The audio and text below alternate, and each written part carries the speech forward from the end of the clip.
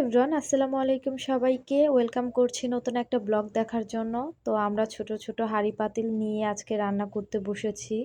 আজকে আমরা রান্না করব হচ্ছে মুরগির মাংস দিয়ে খিচুড়ি।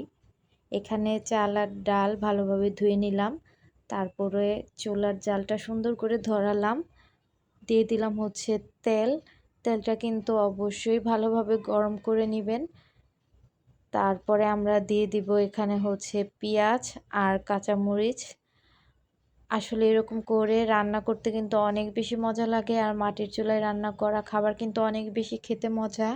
আজকে ফার্স্ট টাইম এরকম একটা ব্লগ বানালাম, সত্যিকারের খেলাধুলা আর কি, খুবই ভালো লেগেছে আজকে। তারপরে এখানে দিয়ে দিলাম পেঁয়াজ আর কাঁচামরিচ। পেঁয়াজ আর কাঁচামরিচটা অবশ্যই তেলের মধ্যে সুন্দর করে ভেজে তারপরে দিয়ে দেবো হচ্ছে গোটা মশলা। এখানে দিয়েছি একটা এলাচ, দারচিনি, লং। তারপরে সুন্দর করে এটা ভাজবো। চুলার জালটাও সাথে সাথে একটু ঠিক করে দিলাম। ছোট চুলায় রান্না করতে কিন্তু অনেক বেশি কষ্ট, তারপরেও আজকে রান্না করেছি, অনেক বেশি মজা লাগলো। আর ব্লগ ভিডিওগুলো কেমন লাগে আপনারা অবশ্যই কমেন্ট করে জানাবেন, আর কি কি রান্না এরকম আরও দেখতে চান সেটাও কমেন্ট করে জানাবেন। তো এখানে একটু পানি দিয়ে দিলাম যাতে মশলা পুড়ে না যায়। তারপরে দিয়ে দিলাম হচ্ছে রসুন বাটা, একটু আদা বাটা, তারপরে লবণ, পরিমাণ মতো হলুদ, তারপরে দিয়ে দিব হচ্ছে মরিচের গুঁড়া, তারপরে ধনে গুঁড়া, তারপরে জিরে গুঁড়া, সব কিছু মশলা সুন্দর করে দিয়ে দিব পরিমাণ মতো। আর সুন্দর করে মশলাটা দেয়া শেষ হলে আমরা কষাবো। মশলাটা সুন্দর করে কষিয়ে নিলে তারপরে হচ্ছে রান্নার মজাটা আরও অনেক গুণ বেড়ে যায়।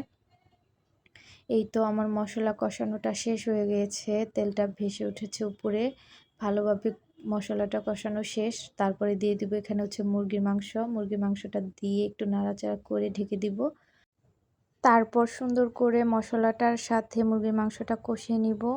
কত সুন্দর তেলটা ভেসে উঠেছে উপরে, আর কালারটাও মাশাআল্লাহ অনেক বেশি সুন্দর হয়েছে। তারপর মুরগির মাংসটা সুন্দর করে কষানো শেষ হয়ে গেলে আমরা দিয়ে দিব চাল আর ডাল।